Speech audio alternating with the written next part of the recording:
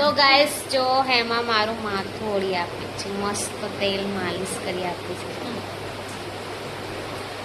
છે ને. કેર, મેરી કેર હો રહી. થોડા દિવસ માટે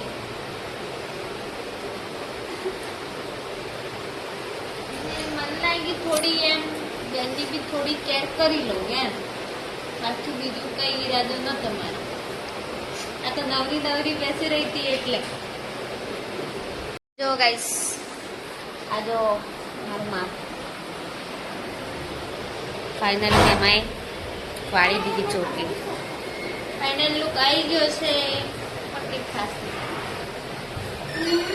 તો ગાઈસ જો મારી સિસ્ટર મારા માટે ચોકલેટ લાવી છે. જો આ ચોકલેટ લઈને આવી છે મારા માટે. Thank you.